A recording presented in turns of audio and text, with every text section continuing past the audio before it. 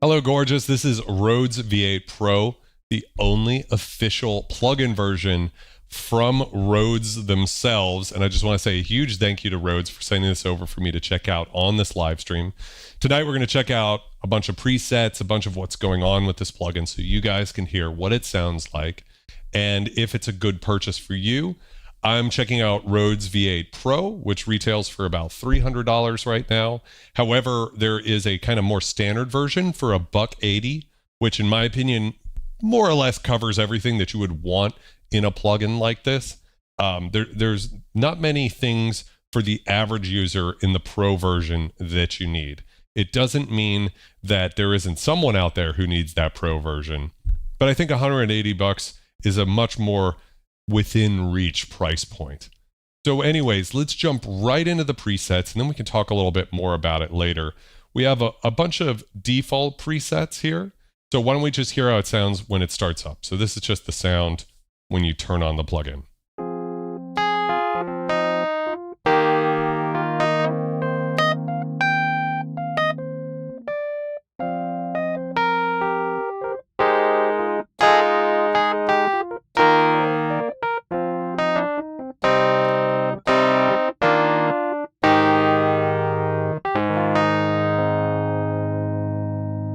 So you can notice, let's just cover the stuff here on the front panel real quick. So we got a volume control into the preamp. So that does affect the drive. However, we could just get a more overdriven sound simply by cranking on the drive. You'll see this little orangey LED kicks on, letting us know that it's actually off here.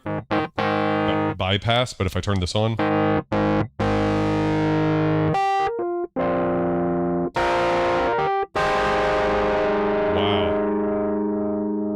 can get pretty crazy pretty quick. Increase the envelope. I'm not exactly sure what that does.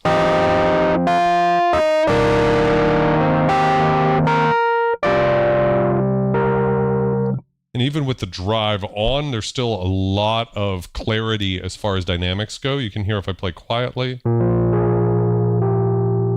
versus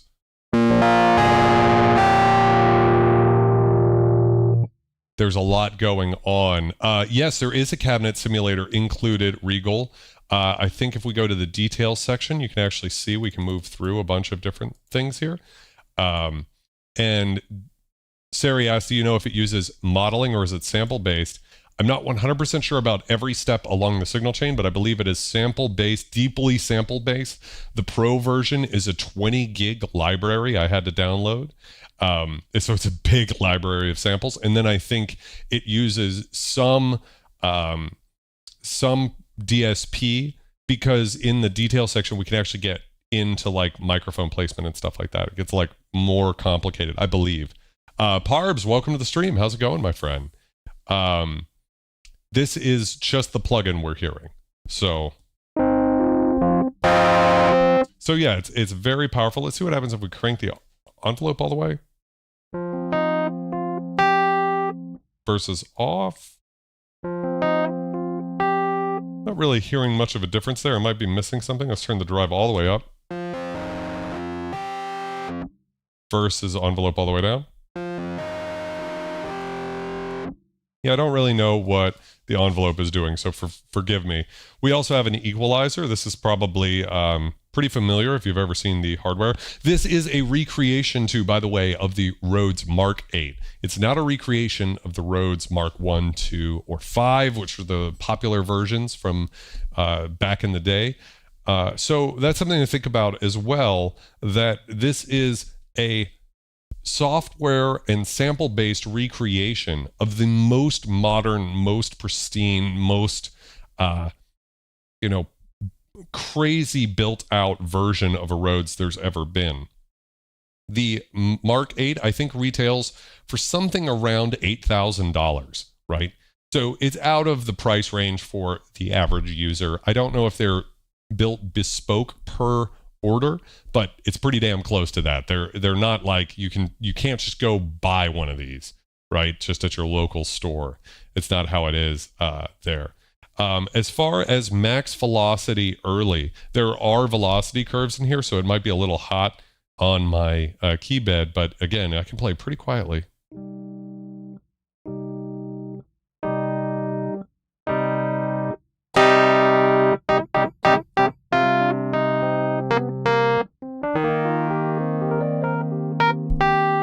And there is a certain kind of sound to this that's a little bit more honky and mid-rangey, like a classic Rhodes.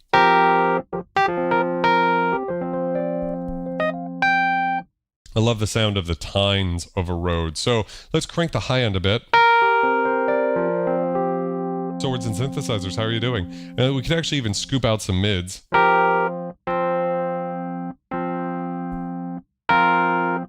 Bring that up even higher.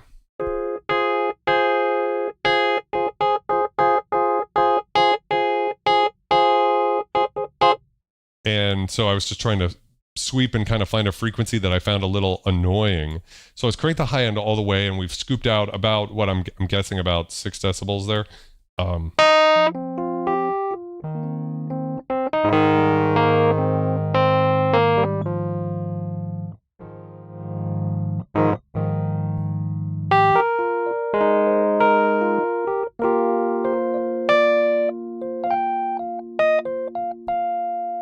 So that gives me a little bit more of the sound that I like from something like a Fender Rhodes type sound, which is probably a little hyped. It's a little 80s power ballad. Maybe I've listened to too many Yamaha DX7 patches, but I like that sound of that tine in the front end.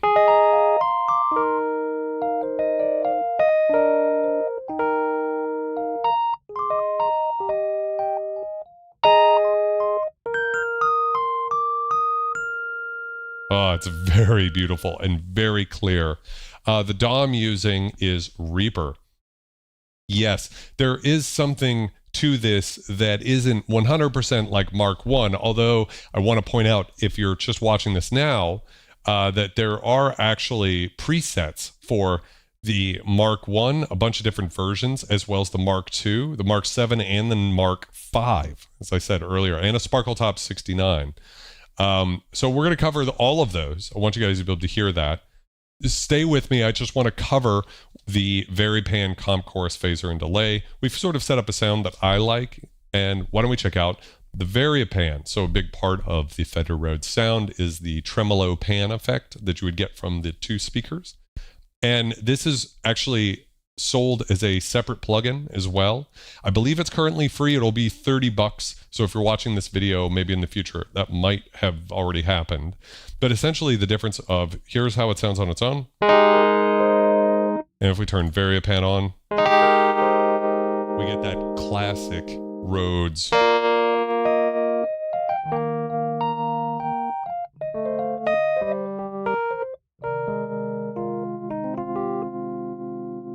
Just that beautiful sound. Now, if we go into the detail section, we actually have more control over certain things, I believe, or maybe it's someplace else. Oh, in here in the pan section, we can actually smooth that out. So if we want to get a more sinusoidal sound, now if you listen to the way the pan is moving, it's doing much more of a nice casual sound versus more of a square wave. You can hear that square wave sound. Right? So I like a little smoother pan than maybe what it would have been like actually back in the day.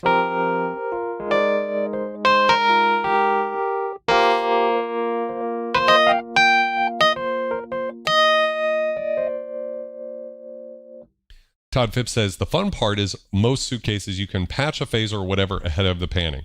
Can someone clarify for me?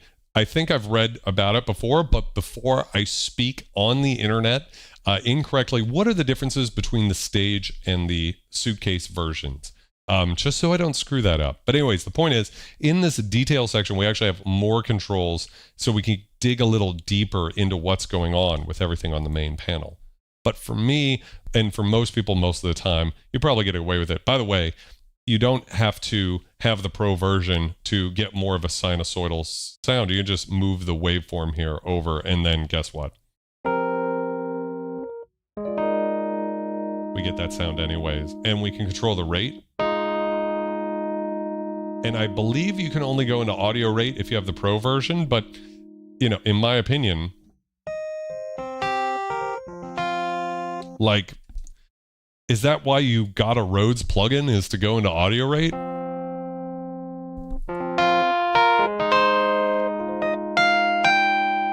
Yeah, I personally don't think that has, you know, much value to me. If I want a Rhodes sound, I just want it to sound like a Rhodes. I don't want to get too crazy. If I wanted that, I'd probably do Keyscape with Omnisphere so that you could use those Rhodes samples, but in a synthesizer plugin. Sari says the Rhodes in the X5 is really good, and it is. We've checked that out on the channel before. Stage has no effects, just a passive output. And the passive has a speaker bottom with panning tremolo. Speaker bottom, what do you, so sorry, or suitcase has a speaker bottom with a panning tremolo. So what do you mean by speaker bottom? Just so I understand completely. So anyways, a very beautiful sound. It's actually pretty good when it's a little faster too. Very classic. We can control the depth. So a lot of these knobs you'll notice here are actually those like double knobs from back in the day. So if that's a little crazy, we can dial the depth back.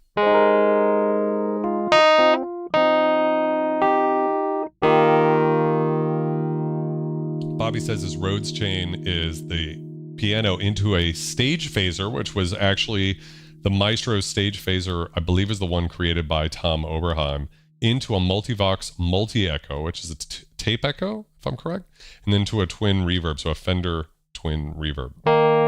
Pretty insane. So that's that. We have a compressor that's actually been on this whole time, so that might be part of what Todd was saying about it, like hitting that max velocity. So we can actually turn that off. So you can hear we have a little bit more range now.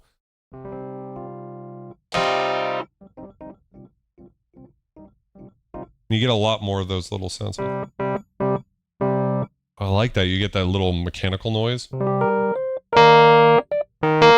It's a little loud. Let's try that.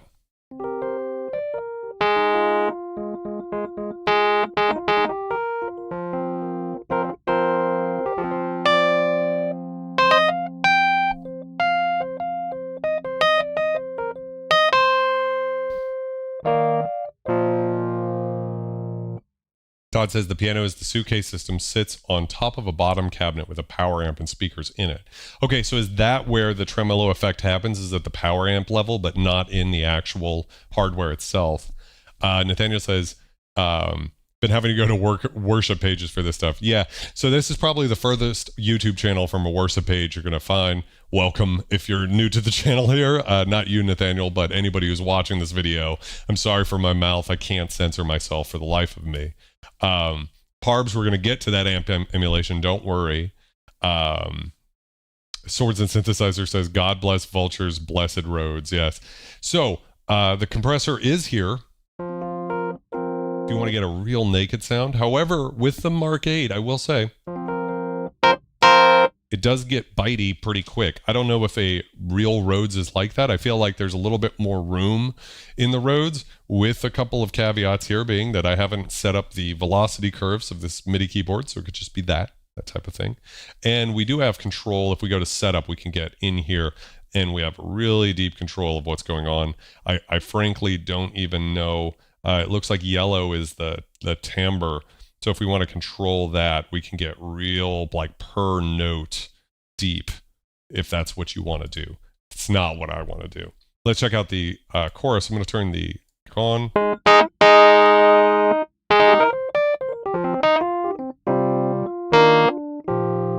I actually don't mind the compressor. It's kind of nice. kind of smooths it out. MX White, welcome to the stream. How's it going? The tremolo circuit is part of the amplifier unit in the suitcases. Okay. It's good for me to know because I am looking at picking up one of these. So, you know, worth me understanding. MX White says, thanks to the chat for the help with my ASIO driver problem that I had the other week. The flex driver worked, but it was quite driver for some reason. But thanks a lot. It's always something, isn't it? But once you've got your setup figured out, White, it's like so nice just to have like a good setup. Parb says, the bark sounds super clean as it opens up with velocity. I like my Rhodes like my women. Dirty and thick. I have a sickness for the thickness as well. Let's check out the chorus. So immediately, I don't know if this is modeled on a particular chorus.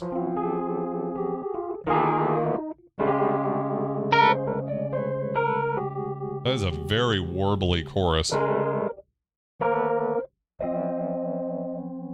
And we can sync it to BPM, but that's very crazy to me. Slowing it down is going to be more to my musical liking. Oh, yeah.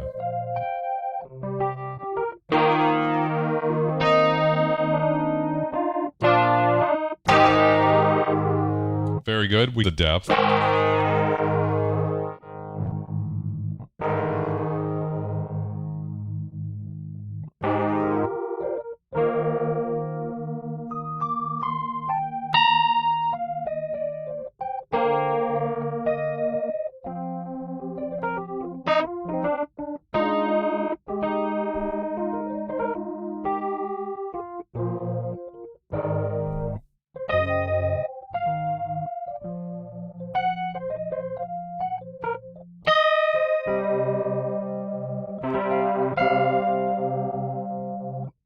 The Mark II, in my opinion, probably does sound a little bit better to my ears. It has that tine character.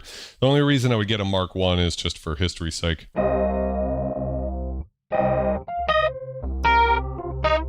want to know what people's opinions are about this chorus. To me, I'm finding it a little perplexing.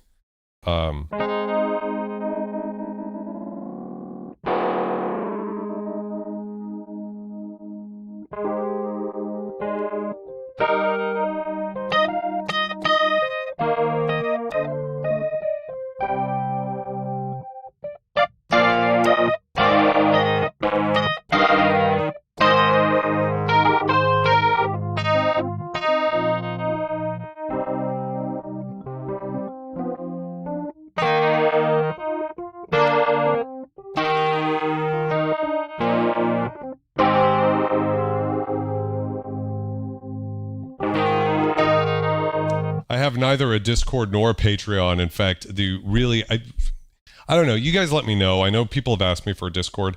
I myself like the idea of really not having too many different things because I already have a Bandcamp, which I don't talk a lot about on this channel, but I do make music, right? As Vulture Culture. I have the memberships on this channel, so that gives you discounts to all of the products I sell, as well as all the fun emojis that you see in the chat below me here. And then I also have a website, vultureculture.live, where I guess, sell shit.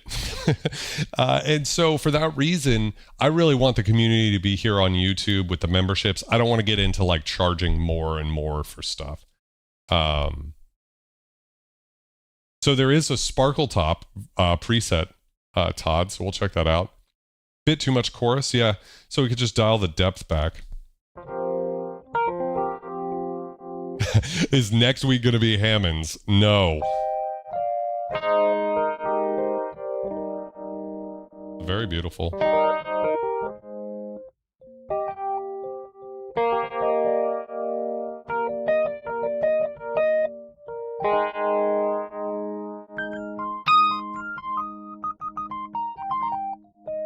Yeah, I do think I need to play with the velocity curves a little bit. So anyways, let's check out the phaser now. So this is it, 50-50. Oh, and that's much more doable.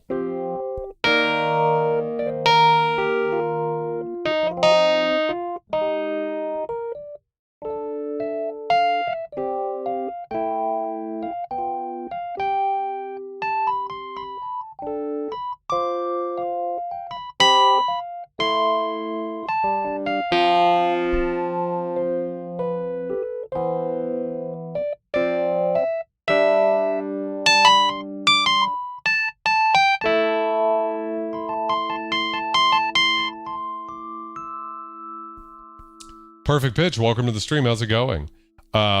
Sari says Dr. Mix recently got a real Hammond. He did. I haven't checked the video out yet, but definitely worth me doing so.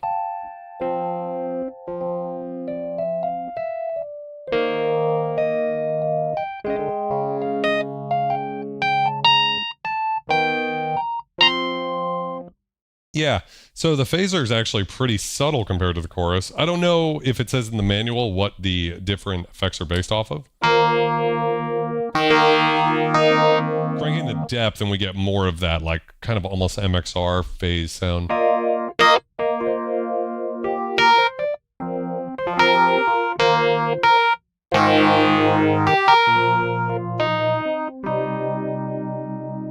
Talk to me about, like, obviously Bobby was saying his he had that incredible Maestro phaser, but what would be some of the other phasers and choruses that would have been used back in this day? Todd says Hammond and electric piano are the foundation for most of my gigs. The synths are the icing on the cake. I've been doing electronic stuff at home and getting further into that rabbit hole. Yeah, I do know a lot of people who are like, this sound is there. I think for my world, the DX7E pianos are more common, For me, it's just the nostalgia of it, the sound, Vangelis using it on the Blade Runner soundtrack. It's not actually on the Twin Peaks soundtrack that I'm aware of. It's all DX7 and D50. E-piano recreations, but Angelo Badalamenti has this incredible video I recommend watching where he explains how he wrote the theme, like sort of the forest theme or whatever it's called, from Twin Peaks, and how he composed it with David Lynch, and he's just sitting in his Mark I Fender Rhodes, and it's one of the most beautiful things you'll ever hear. So definitely check that out when you're done watching this stream. Paul, welcome. How's it going? Yeah, the rotary, Joe used a Maestro phaser a lot. Phase 90. Is that the MXR? And Small Stone. I've got a real vintage Small Stone right here on camera. So I guess I could try this out at some point if I do get a real Rhodes. Yeah, fuck typing. So anyways, and then moving on to the delay. The delay is actually very cool. So we can have it. We can tap tempo it. So like, for instance, I found that was useful.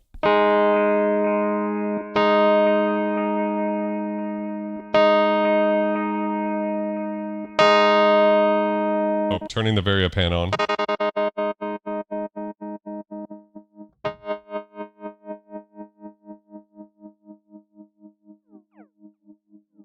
So sort of syncing the delay to the Variopan. Oh, what happened there?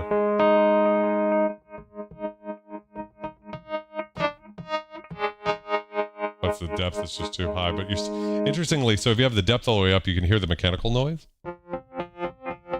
Right?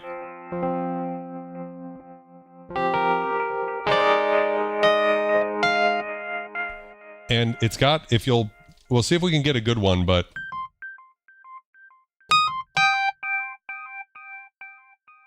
you can hear some modulation there. It's very tape echoey. Can you hear how we finally got one of those weird little pitch warbles? So there is some tape echo emulation going on in here.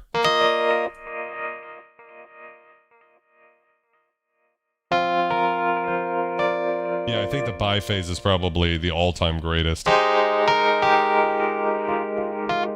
Nathaniel knows what I'm talking about. Kev, welcome to the stream.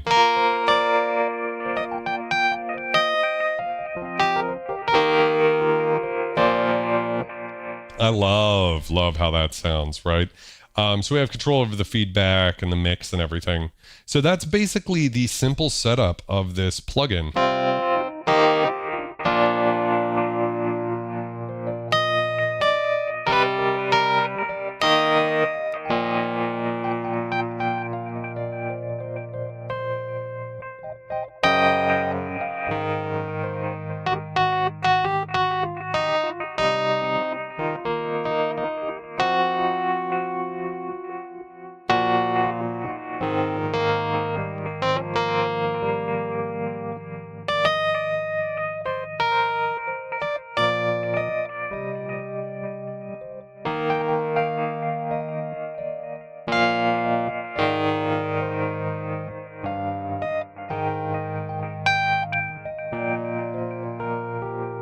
lots of dynamic range, lots of sound to it that I think is quite beautiful. So that's how you can kind of set up your sound real quick without too much trouble.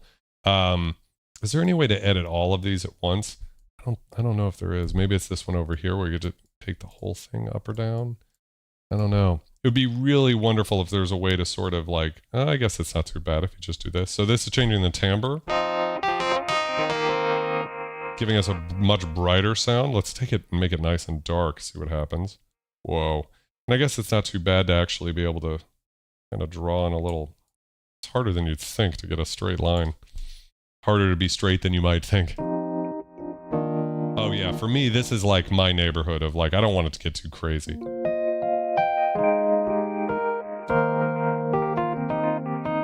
So this is not a velocity curve. This is just...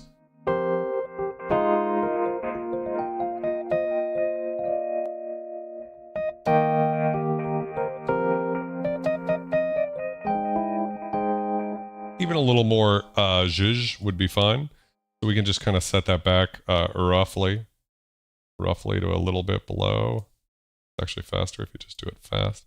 And then what's the next thing? Fine tunes. We could adjust the fine tune of some of this. And let's just see how that sounds real quick. I don't think it's going to sound great, but it might add a little bit more vintage character where not everything's in perfect tune, if it's not too crazy.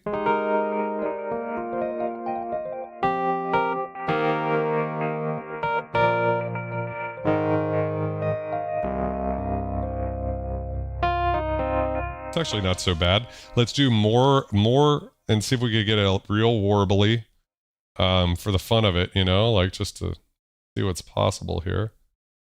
You know, I want to see if we could take it out of tune. Oh, there it is. It's a little warb. There we go. It's a little, this is like when you buy a Fender Rhodes off of Reverb.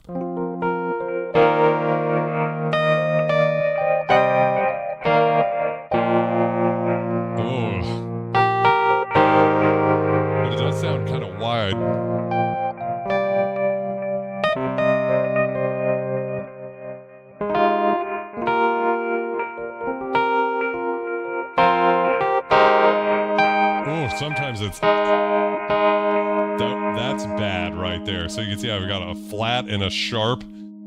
Let's bring this. That can be an issue. But even bringing it back a little.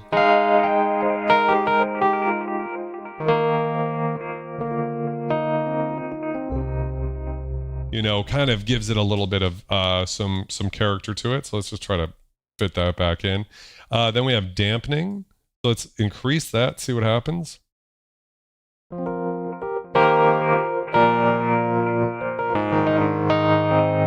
actually quite like that sound. Let's undampen it and see what happens.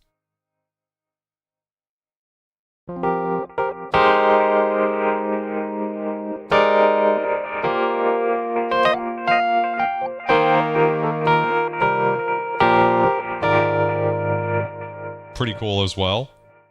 And then we can just adjust the individual level. I don't think we need to go through that because I'm pretty sure there's that. Swords and Synthesizer asks, have you ever tried Native Instruments Complete? They have a nice Rhodes. I think I've got Complete 8. It's been a while. I think I got it with one of the MIDI controllers, and I think it had the Rhodes in it.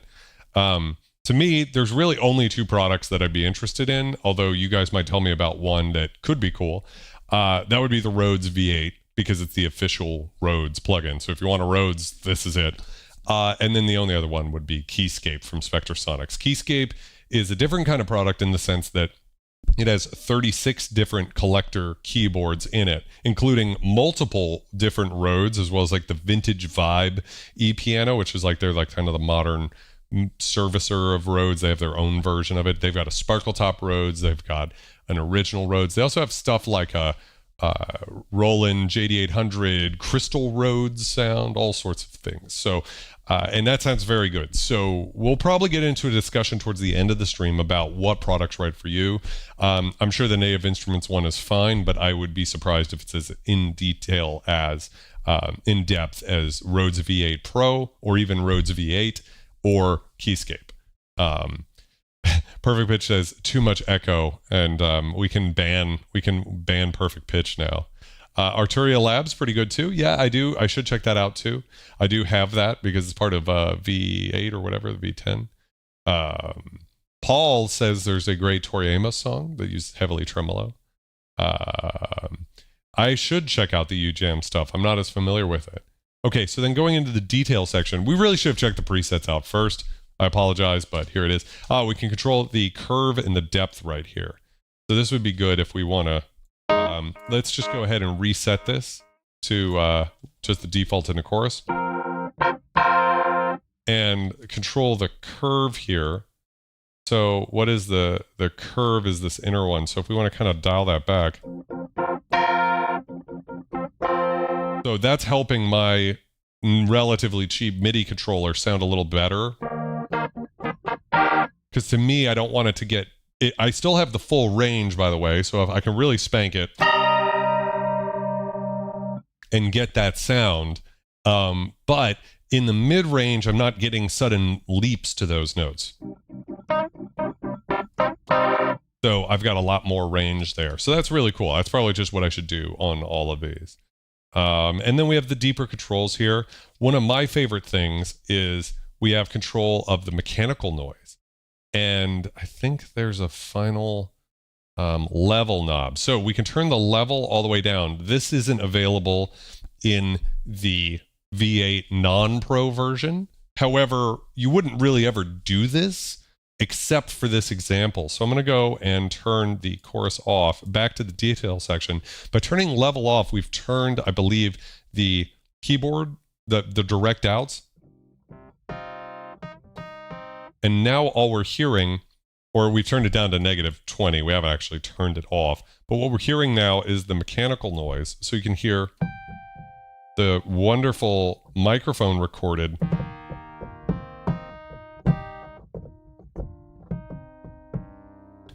So you have to think that while they were recording the actual sound of the Rhodes and the speakers and all of that sort of thing, they also were recording with microphones either in there or by the keys, recording just the sound and the action of the mechanics without having the sound of the output of the instrument.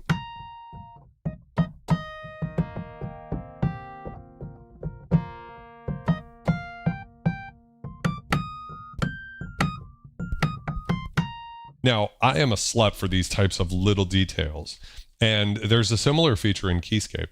So we always have control over that. It defaults to a pretty relatively high volume, but we can boost it. I just love how it gives you that sense of like the keyboard being like closer, like right up against your face.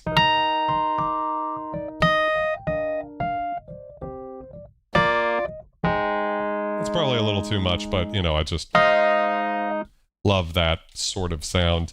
And we have control over the resonance of the phaser, the spread, the chorus, the phase, the amount of delay, all sorts of things, the control of the compressor threshold.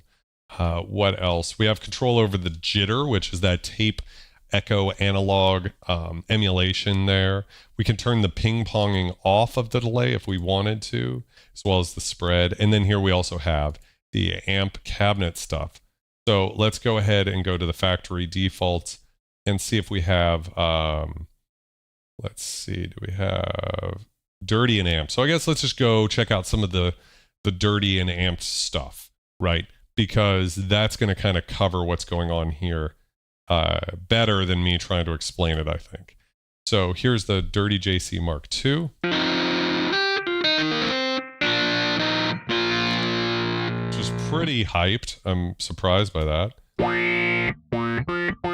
Now I don't know where the wah pedal is. Let's go look in the main section. That might be the envelope here is doing sort of like an auto wah thing.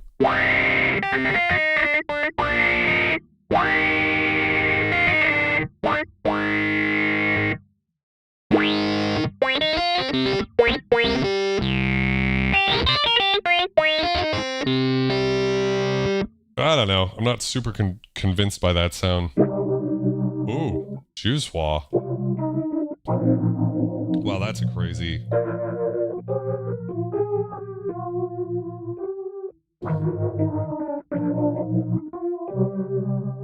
Bobby, I hate to let you down. I didn't plug a pedal into this beforehand, and I feel pretty terrible about that. The MS-20 is very, very good. It's probably the best of all time.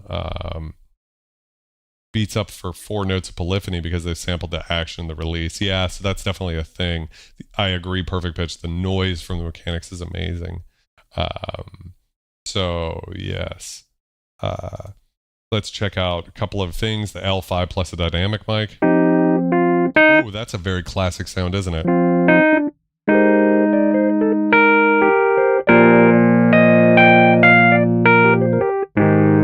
We could still turn that curve down a bit if we want to go. That to me sounds much more of a thing. I do think it needs spread, but for now I just want to check out some of these presets. Spring reverb. Okay, I will say this about the spring reverb. I don't know if it's just being accomplished with short delay time. To me, that's not, unless I'm missing something, that's not good enough. And I noticed that in some of the presets I checked out before the stream. Like, that is not a spring reverb emulation. It would be okay in a pinch, but considering this is the official plugin from Rhodes, you'd just like to think that there would be, if they're gonna, I would just avoid using a phrase like spring verb in a preset name or anything like that, if that's not going to be involved. If we're just going to have more of a, you could have just said slap delay, and yeah, that is what you got. Beautiful, very 50s sound, but as soon as you say spring verb, it sort of conjures in the mind something else. So a Mark 1 and a twin.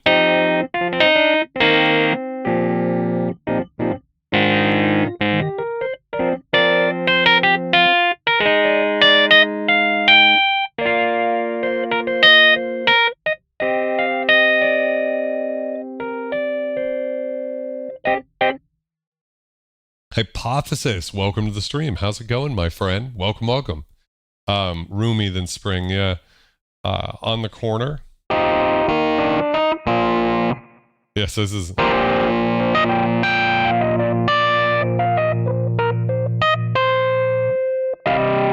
Yeah, I'm surprised they didn't. Maybe that's something they could add in an update or something on the radio. Rotary Rhodes, so I don't know if we have exited the dirty and amps section. No, we got a few more wah cases, the last one.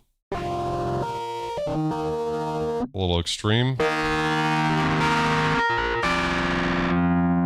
I don't know about, like, to me, the distortion and the rotary, some of these presets, they're not selling me, right? I don't know, something about the distortion that sounds a little last gen digital to me. But what do you guys think?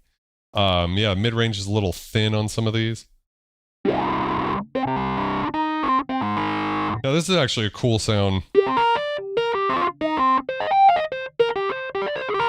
When you listen to it on its own, I could hear how this one is, like, probably not convincing some of y'all out there, but when I think about how this would sound, like, in the middle of a mix was a bunch of Prophet 5 synth pads.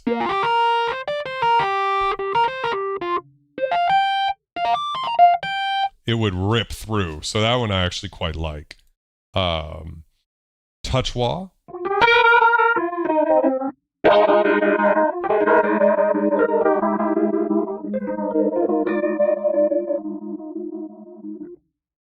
Yeah, it's a little crunchy. Maybe that's just how they sounded. I don't know.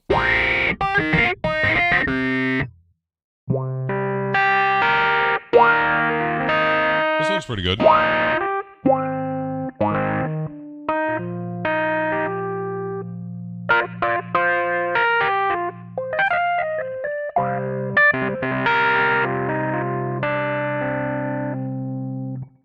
Okay, so if I'd been a good YouTuber, we would have started actually with some of the factory defaults, some of the classic Rhodes sounds, some of the pure Rhodes sounds, and then actually there's so many cool artist ones. So we've got Jamie Bullock, we've got, I mean, we got so many, and Sanjay C.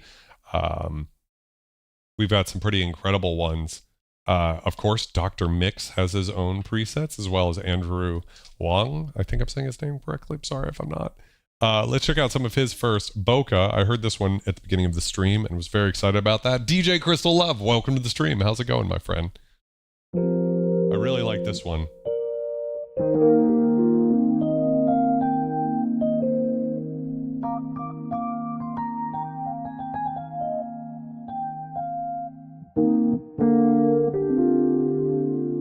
Very beautiful, right? So we're going to here and increase the mix a bit. I want to really hear that reverb.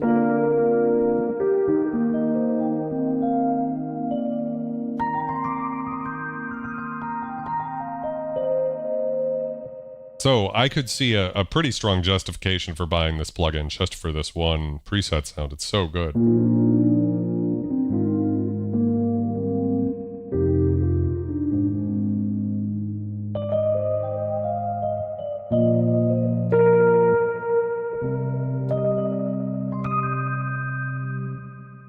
Very, very beautiful.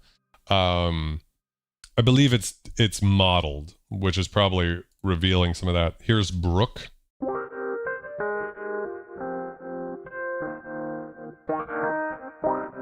Now, I've never used an auto wah, guitar pedal from back in the day.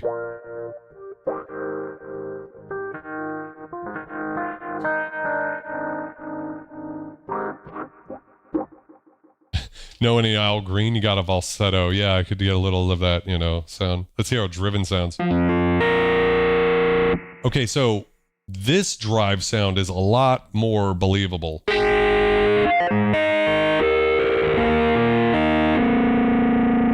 It kind of has that.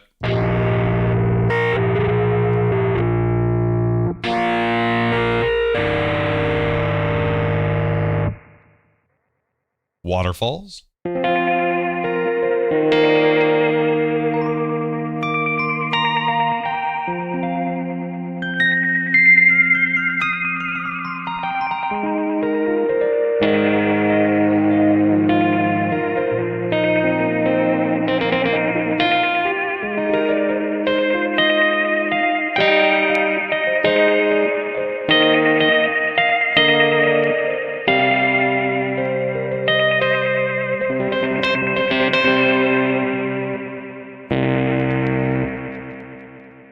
Also great. Let's go ahead and jump over to the Dr. Mix ones.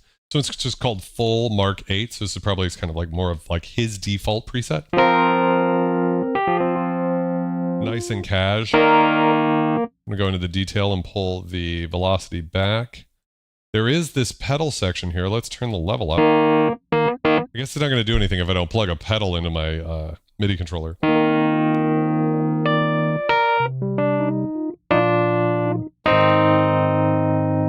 A different kind of pedal than usual for a Fender Rhodes, or can you use just any sustain pedal? I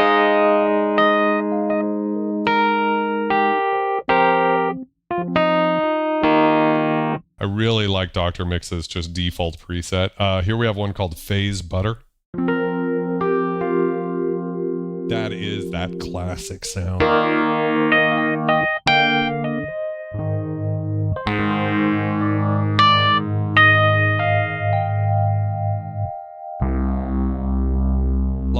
Benefit from a little bit more low-end EQ water Rhodes.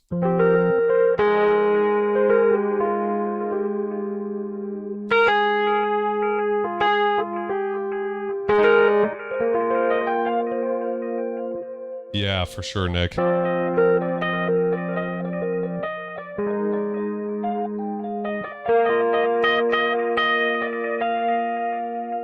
So those are all very good presets. So those are from the artist section. I don't know if there's anybody else wants me to do any more. Let's try this Dusty Chorus from Sanjay. Very adjacent. Let's check out some of the pure Rhodes. I'm sorry, the classic Rhodes. So I'm interested in some of these recreations here of the originals. So this is a Mark 1 with maximum compression. I don't know, is that a thing? Like, was that ever a sound that people used? Stage and bass boost. Now, what I'm assuming is, in the setup here, you can see that the fine tune goes sharp both at the top and the bottom. I don't know if that's actually like a...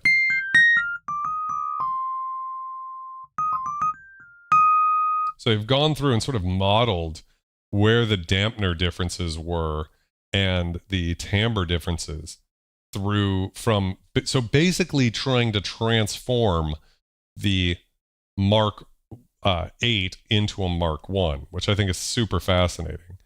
So then if I go back to just like a factory default, do I have a low boost? So here's how this sounds with this Mark 1 stage and bass boost.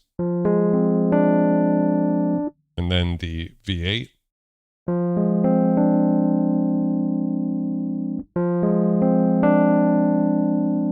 Then back to the Mark 1 and bass boost.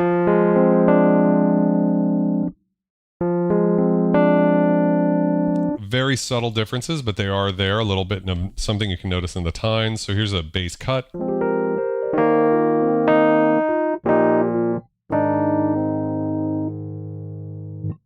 Suitcase 79.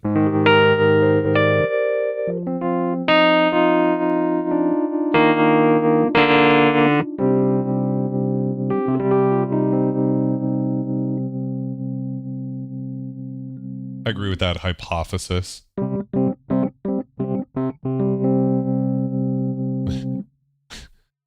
Here's the Mark II stage, which is probably like my favorite version.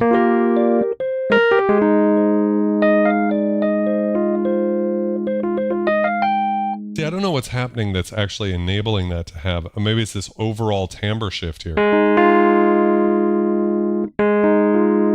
that versus just the factory default. Oh, it's actually less bright in this section. That's fascinating.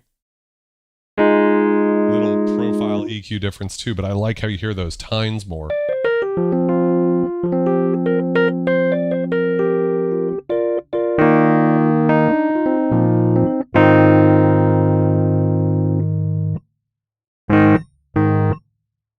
Now, there is something that on the release sound, I don't know if that's how they really sound, but there's almost like a little bit of a, it reminds me of like some sort of phase issue. Ricky, welcome to the stream. How's it going?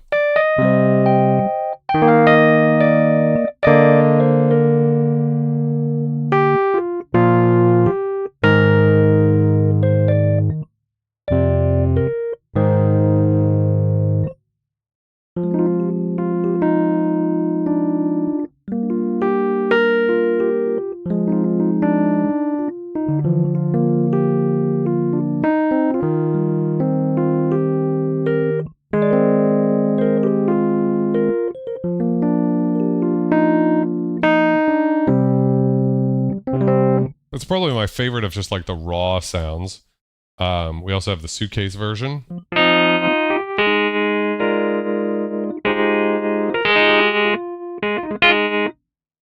Is there a way to adjust the natural decay, or is it basically just use a compressor? What would you mean by that, Parbs? You want more or less? Because I think the way to do that would be, yes, the compressor, but more the damper section in here.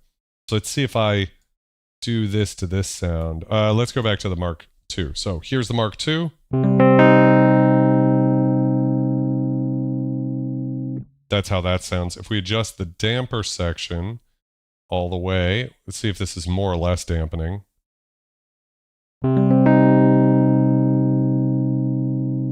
Well, I don't really, oh, maybe, I think that's on the release. Yeah, you can hear it kind of go for a bit.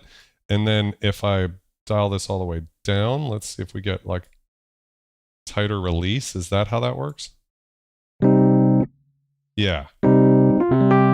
That's kind of how you can adjust the release, I suppose. But I don't know if that's what you mean by decay. That's more release sound. The timbre seems to affect how like crazy fucking distorted they get, you know? that like really bright Rhodes sound, which of course some people love. I just love kind of, again, I'm maybe a little influenced by the DX7. More of like a ballad type.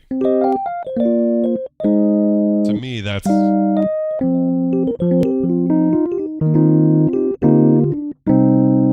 That's my kind of sound. I think that's very beautiful.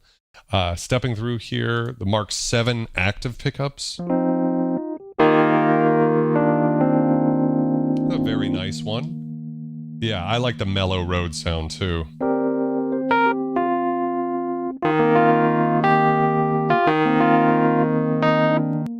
Right, it is nice, Parbs, because you notice how the tuning went out on the top and the bottom.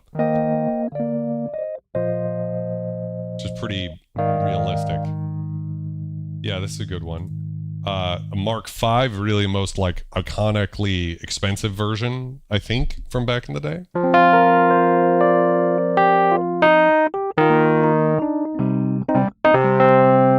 And to my ears, very similar to kind of what the V8 is going for. You can see there's some adjustment to the timbre here, and in the details section, the timbre shift is way high.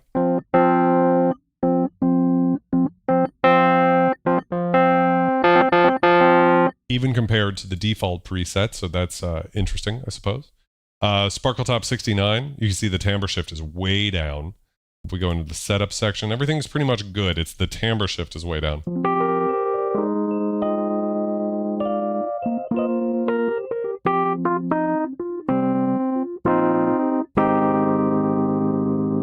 That's a very, very beautiful. Quite a fan of that one. We got some crazy stuff in here, which I don't know. Ripples on the water.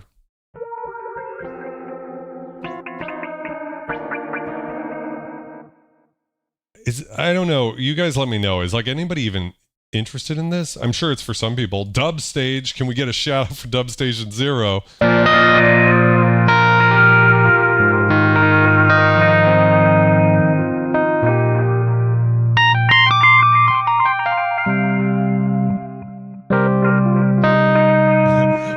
Needed to, Nick, for sure. I should have had like all of the ones stacked up. I wanted to learn some of the Twin Peaks stuff, and unfortunately time is a flat circle, so you'll have to put up with my bad playing.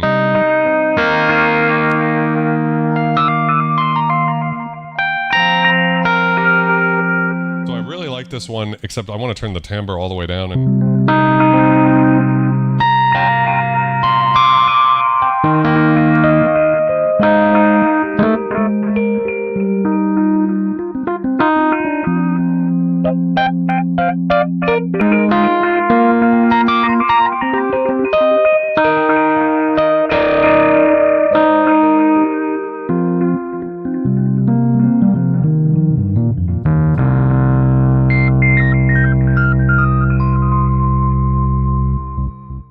yeah, this one's very cool.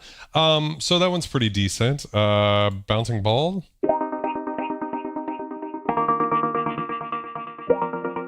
So, I mean, to me, I don't understand why, why Rhodes felt they had to put a preset like this in this. It's cool that it's here in some sense, but for me, I love the Fender Rhodes sound and all of those classic sounds. I don't really think, what's the target market? Like, are they thinking a DJ is going to buy this and then they're going to, instead of using it for like a Fender Rhodes sound, they're going to be like, oh, this will work in my next trance track. It's not a bad sound. It's a cool sound.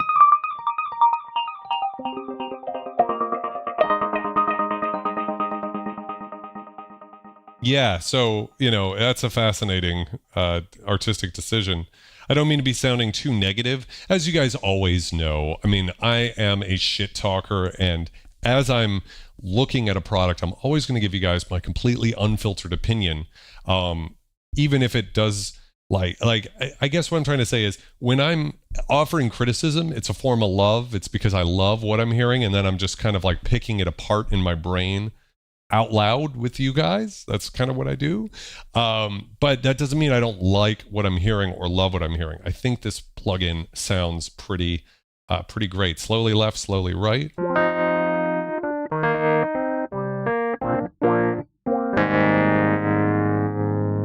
It's just the auto wah thing is very prominent in a lot of these patches, and for me, they're not so great.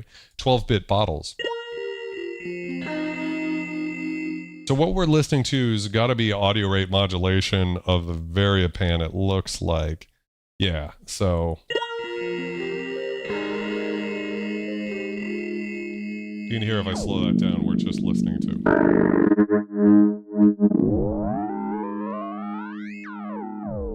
And again, I don't know what the impetus was to allow you to do audio rate modulation on a Rhodes plugin. Like, I get it, like Omnisphere exists and they're competing with Keyscape, which, you know, integrates into that synthesizer plugin, but it's kind of a funny thing, isn't it, to be able to do this type of sound.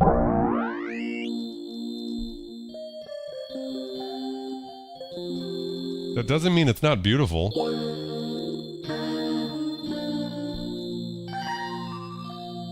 You know, so there's something about that that's cool, but alt-clip split.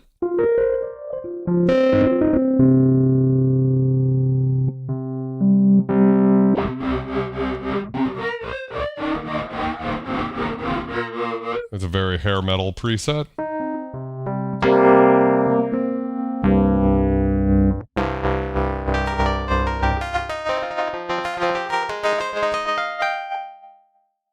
Yes, and I understand. They need a lot of presets to sell stuff. You know, you can't sell a plugin nowadays with like 10 presets, but to me, that's not a bad thing. If they're the 10 best presets in the world, I've bought whole vintage synthesizers because I liked one sound they could do. I mean, how many Polymoog owners have one because of Gary Newman, right?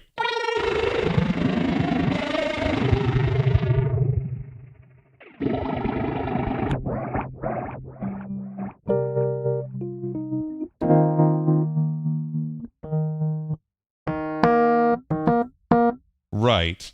So we've covered some of these. Tines and harmonics sounds cool.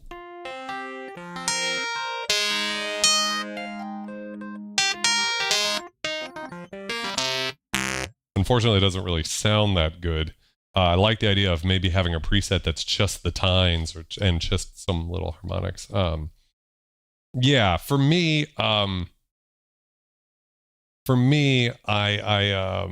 a big fan of just like some good classic, and I guess that's the thing. It's like stay out of the experimental and mod and effects section if you don't want that stuff. So it's probably on me, but I don't know. I still think Dr. Mix's presets and Andrew's were the best. Let's go with this delay long.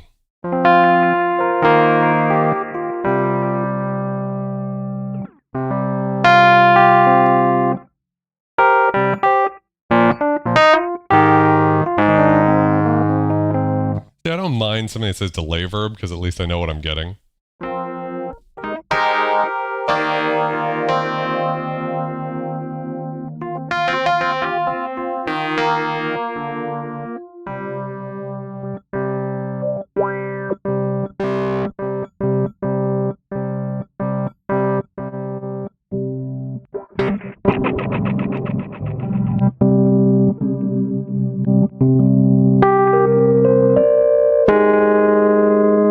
Rhodes in the Storm.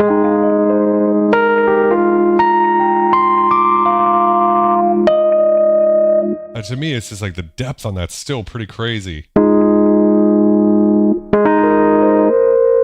Maybe it's because I have headphones on, but I think it sounds better mixed back.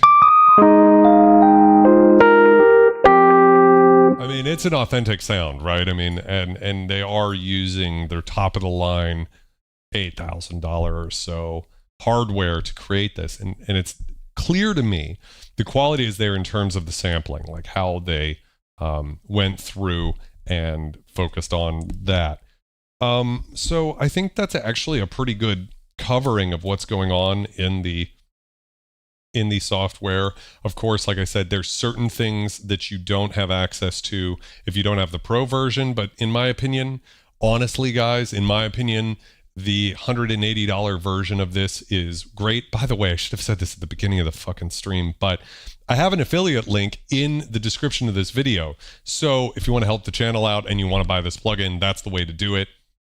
Wish I'd said that at the beginning, because I know most people are going to have clicked off this video at this point. But you guys are the real fucking hardcore. You are the ones who hang out and watch the whole stream, and I appreciate you very much. If you're watching this in the future, drop a cat emoji in the comments. That way I know you've watched this point. I appreciate it. I really do look at all the comments on my videos. I try to respond to as many as possible.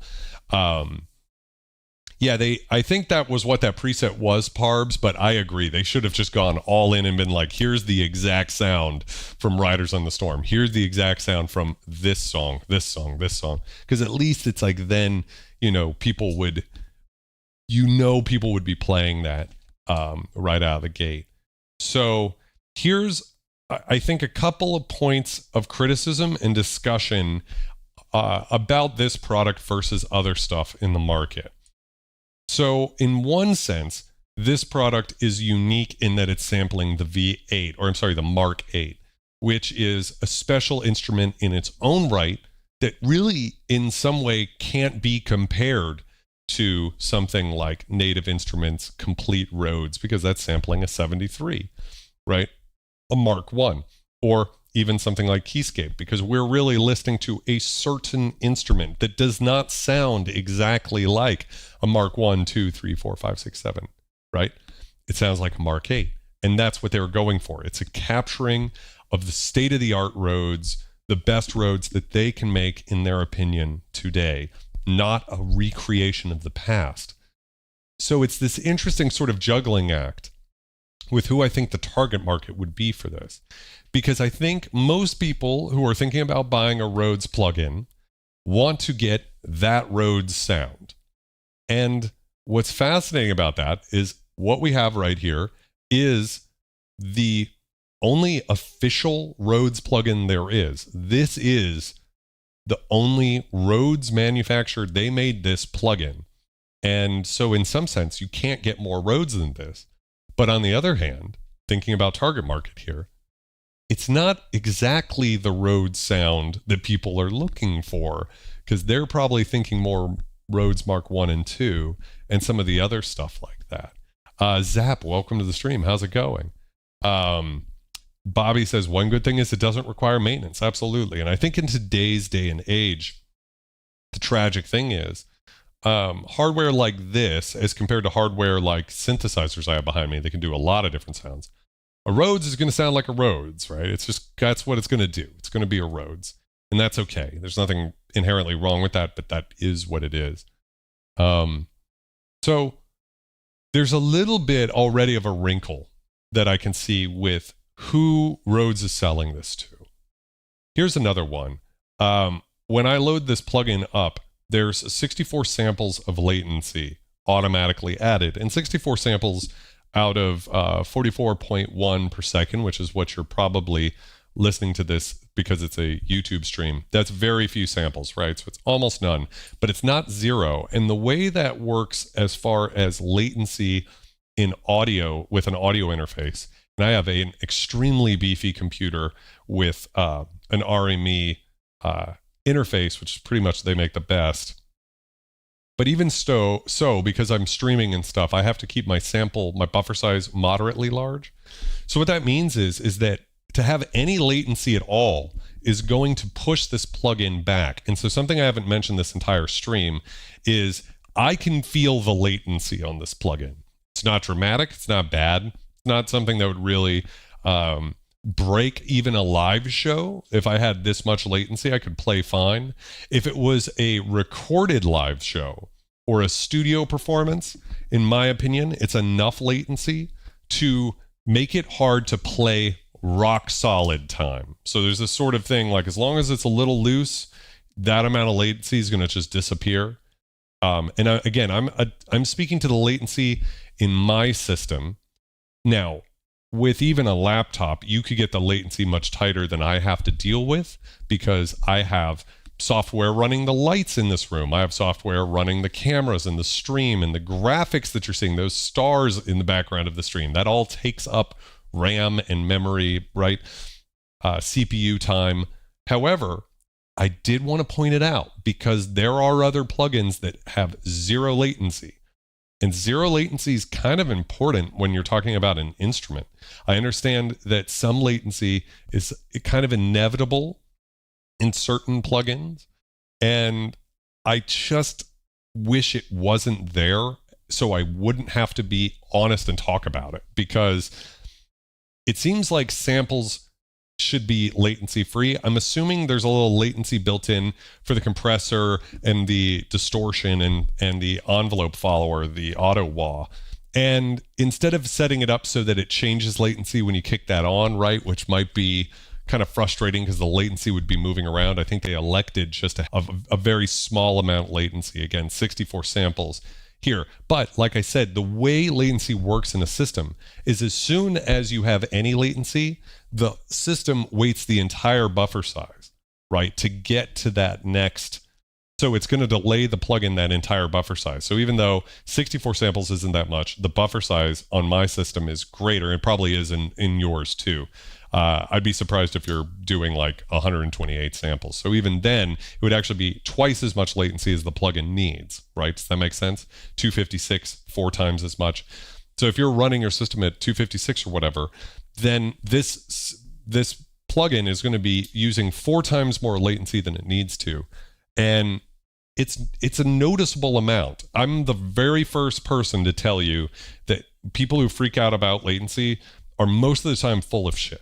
Right. They're just like hawking some stuff because they're like, oh my God, there's 2 milliseconds of latency. Like I can feel that. No one can feel 2 milliseconds of latency. 2 milliseconds of latency is the time it takes for a drummer to hear the snare drum when they hit it in front of their face. That's 2 milliseconds. This distance right here, right? 2 feet, 2 milliseconds, roughly.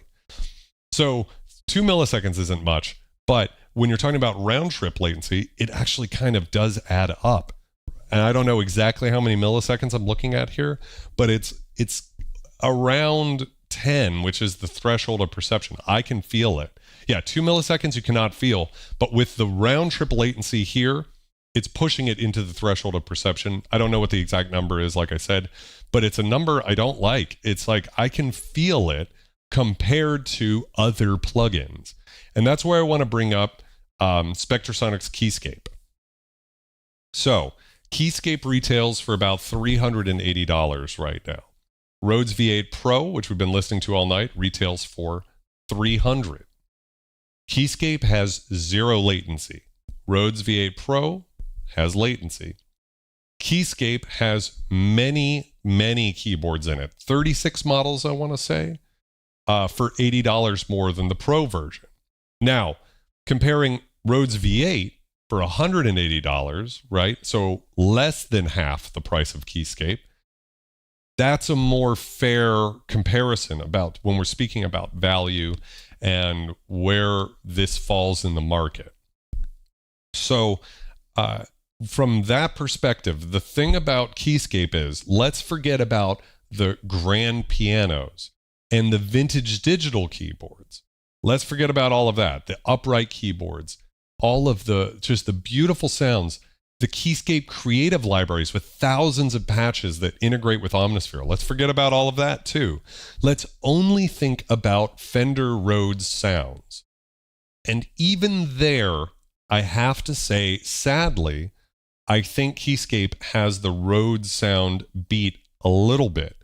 So Keyscape has like mechanical noise and all of that stuff too, but it's got better effects. Some of the effects are really great in Rhodes V8. I think the phaser and the panning and the delay are all very good. And then the chorus and some of the stuff, maybe not so much. The distortion doesn't sound all the way there. And, so the Keyscape effects are going to be of the highest quality. And so that there's any issues here, I don't love that, right? And so the thing is, though, we've got multiple Fender Rhodes sampled in Keyscape. We've got a 73, we have the vintage vibe, we have a sparkling top version, so it's like more of a 60s Rhodes. And I think there's another one too. Could be wrong about that. And again, this is not counting like the Roland Rhodes emulations, all the vintage digital stuff, all the pianos, all of the combination patches that layer both like a real Rhodes sound or the tines from a real Rhodes, because you can just hear just the tines and then the body of a digital, like a DX7 type e-piano sound, so you can get a wonderful hybrids. And there, the patches make a lot of sense, but they're not even as crazy as some of the ones that are in this plugin. I agree. If you're playing live, you need no latency. Yeah, costly maintenance is a real reason why the V8 Pro is a good way to go. Yes. So many hardware devices have up to 2 milliseconds or even more latency. For instance, Eric Persing, creator of the JD800 behind me and the Roland D50, one of his goals with the JD800 and why he used a bunch of discrete chips was to reduce latency, because he said that on the D50 you could feel the latency because the CPU was basically maxed out. And that was what they had to do in 1987. By the time 1991 came around, they had, sort of figured that out and made it so there was, they got it so it was really fast action by using a bunch of separate chips. And I can't feel the latency in the D50 like I can on this plugin. And I just want to say it one more time so everybody's super clear about it. We're talking about my setup. There's no reason that in a pristine, environment that you wouldn't be able to get the latency tighter here and it would be not noticeable. But I've never noticed the latency on a single plugin that I've reviewed on this channel until this moment. So I had to be honest about that. And that's kind of a shame because I love this. And I feel like somewhere, yeah.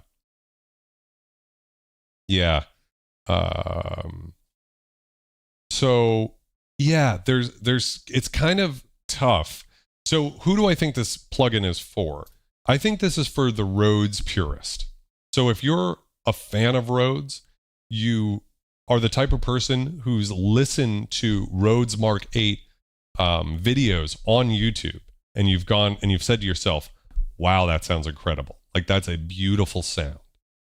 Then I think this plugin might be for you, because this is going to be the most accurate to that thing there is. And beyond that, it's coming from Rhodes themselves. And I'm sure there will be updates and things.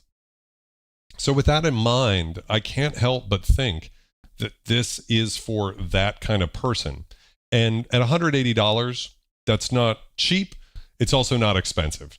$300, you get a few more controls, a little bit more in-depth stuff.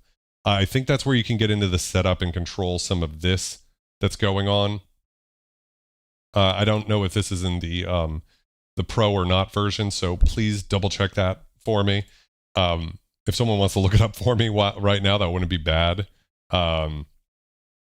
Hypothesis says, the official Rhodes plugin may be just too late to the market. There are many great Rhodes plugins, including Keyscape. When I used to drink, I used to have 48 ounces of latency. It's hilarious. Cheers to you for not drinking. The thing is, it's got a lot going for it that's pretty incredible, but it's not a home run. Let me say it that way, right? Should anybody be happy with this plugin if they had it? Does it give you everything you could pretty much want from the Rhodes sound? Yeah, it's all there, right? But it's in the little details. I wish, like, the distortion and the envelope to me is just not there all the way. And they do make an effects version of this plugin, so just the effects from V8, called Rhodes Rack, and then there was the free panning plugin. Now I think I might use the free panning plugin or $30 panning plugin on any Rhodes piano type sound, because what's cool about that is, you know, you could use it on anything if you have a different sort of instrument that you're interested in getting that sort of sound. So that's super cool. But I'm just not 100% there with everything. And I wanted to be honest with you guys about that. That for if you're only interested in getting a great Rhodes sound, right, and you want to spend less than $200, then Rhodes V8 I think is a really good purchase. And I would probably recommend it over some of the other products that we've talked about today in this stream, like Native Instruments, maybe even Arturia. I haven't done a direct comparison there, but I kind of have a general feel for Arturia's level of quality, which I think is a really strong 85%, you know. With this, though, if you really want the best, most like awesome sounding emulation of the Rhodes, sample-based emulation of the Rhodes, I do think it is Keyscape. And for $380, it's more than double the price of this, but you get, instead of one instrument sampled, you have 36, and it integrates into Omnisphere. I can't help but give you guys that honest opinion.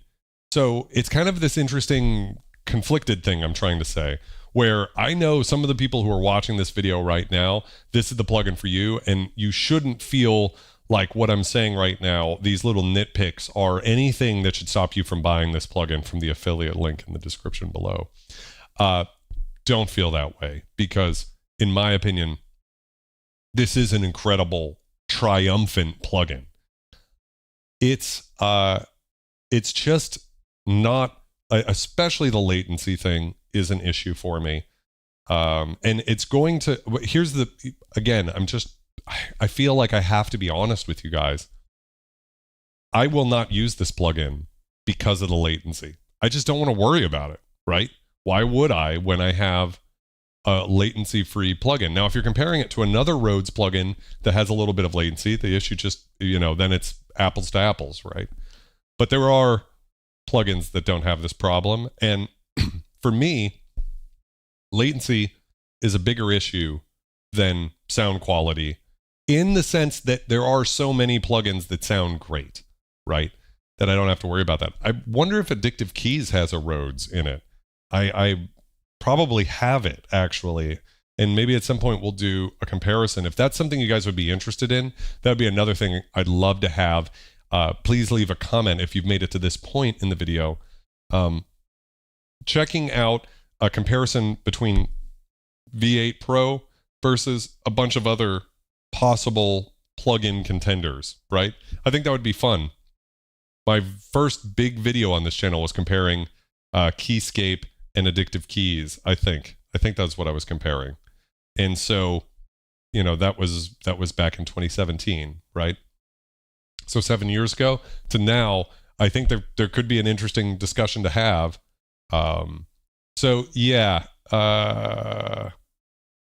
yes, but Sari, even with hardware MIDI, there's a little bit of latency. If you use MIDI through, you can get a lot of latency, but latency is so not an issue with MIDI, because it's all happening so fast.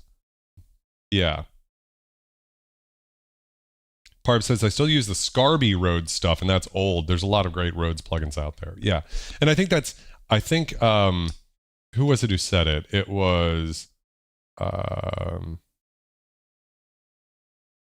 somebody was saying that it's just a little too late, and that might be it. You know, it might be just that this plugin has come a little late in the market, and the polish, there's so much to love, and I feel bad like sharing some of the cons here. It's just you know, at a slightly lower price point, I don't know what the number would be, but I would say there's a number.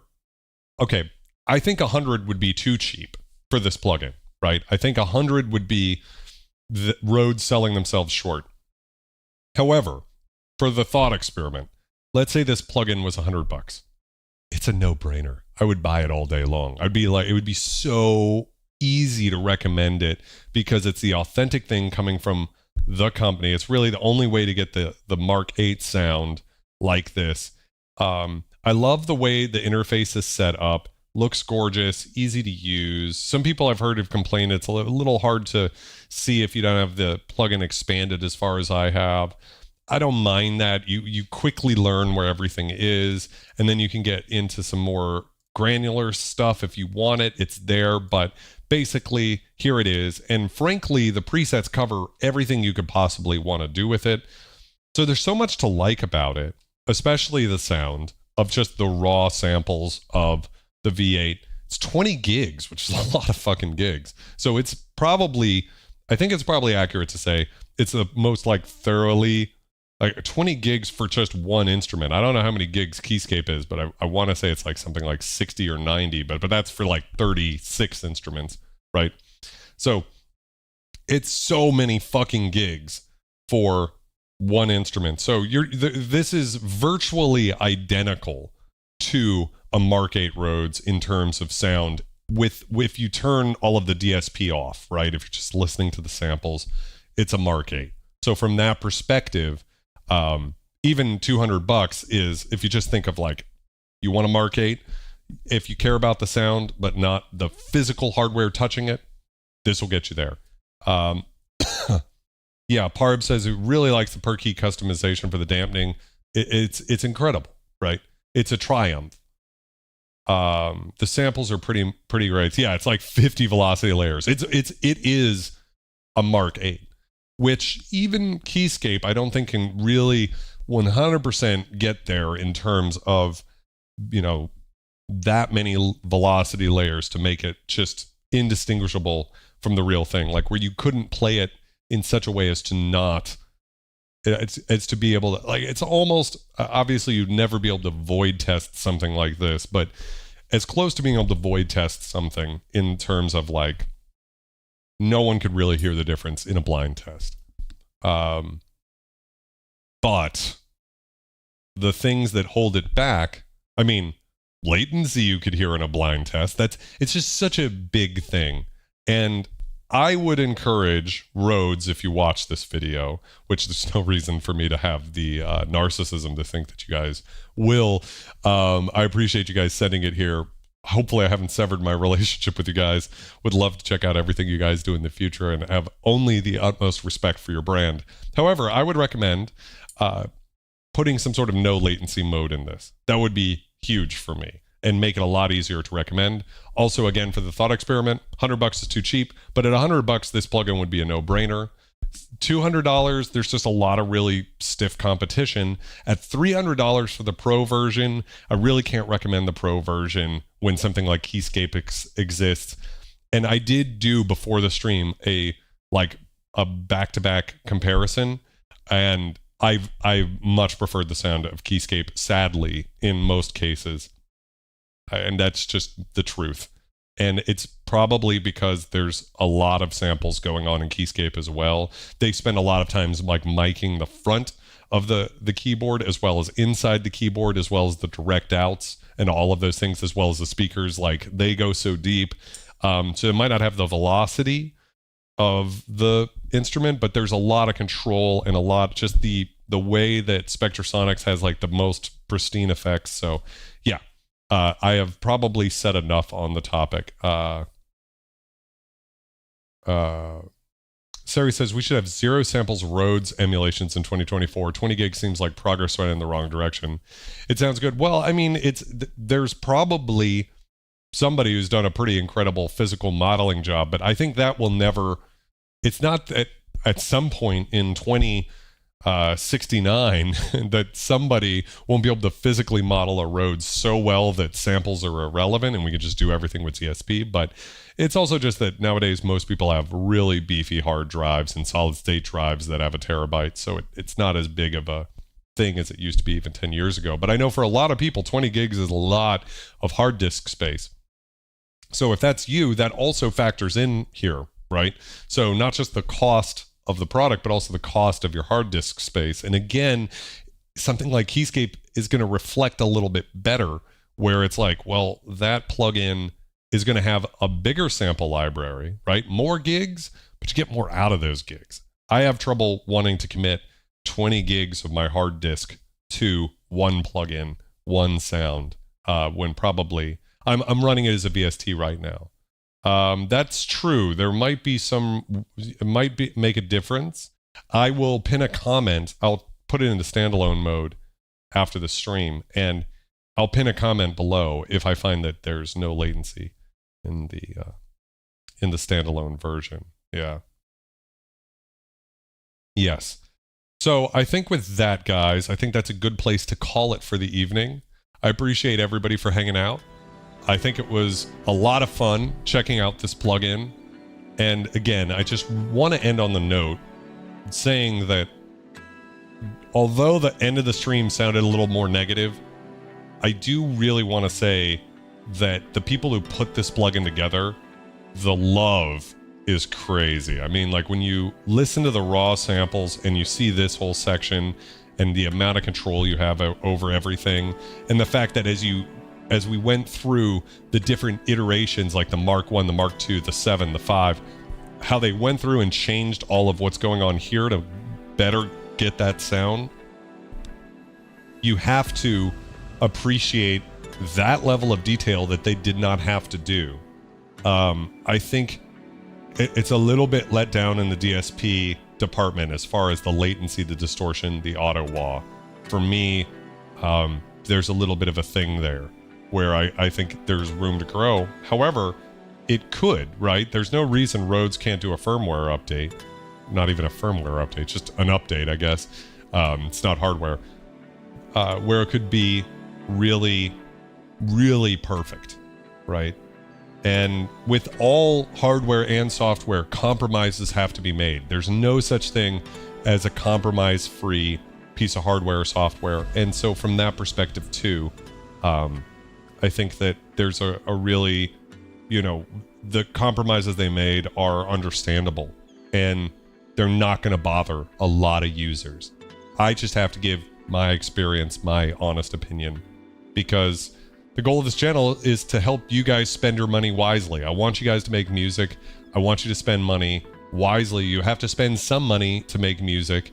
You could spend a lot of money, but it's also like good if you don't spend too much, right? If you can, maybe save up for something really special, like a vintage synthesizer you've always wanted that's really unique, or something like that. And so whether we're talking $20 products or $200 products or $2,000 products, I always try to help contextualize as to the best of my ability where a product falls in the market. That way you guys can make an informed decision. So it's not just hearing how it sounds, because any jackass on YouTube can do that. And it's not that my opinion is always right. I've changed my opinion about a lot of stuff. But I think that that's my goal, at least, right? So that's the goal. I know I fall short of it, but I just want to say I appreciate all of you guys who hang out every Wednesday night on this stream. That is a thing, by the way. We do a synth-related stream every Wednesday here on the Vulture Culture channel. So that if this is your first time, then welcome to the Scum family. You're one of us now. So I really appreciate all of you guys. And yeah, we didn't even talk about the round robining on the mechanical noises. So anyways, guys, continue to be excellent, and I can't wait to see you in the next video.